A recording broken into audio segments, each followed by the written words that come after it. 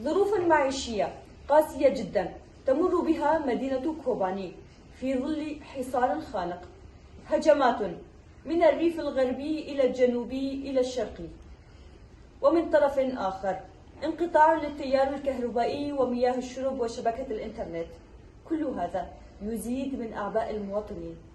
أنا الآن في أحد الغرف المدرسية، حيث تحولت إلى مكان لإيواء النازحين الذين هربوا من بطش مرتزقة حكومة دمشق.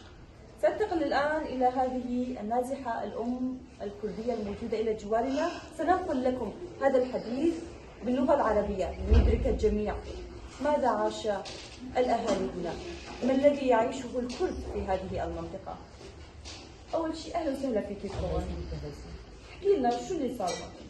لجأنا من بيوتنا وجينا على المدارس، لا في مي، لا في كهرباء، لا في مازوت، لا في خبز، والولاد كلهم صغار وما في مازوت ندفي الولاد، لا في فرش، لا في بطانية، لا في اسفنجة، لا في أكل، لا في شرب، لا في حليب لأولاد صغار، ما في كل شيء بالحصار. اليوم شو هو مطلبك؟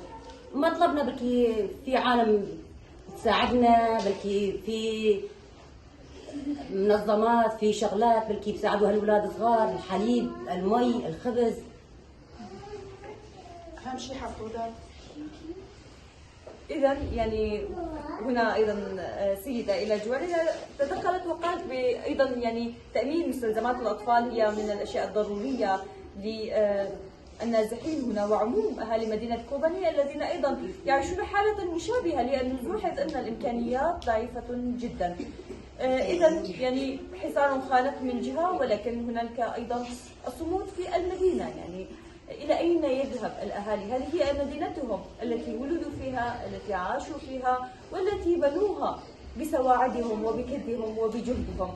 لذلك لا خيار آخر أمامهم سوى الكفاح والنضال والمقاومة.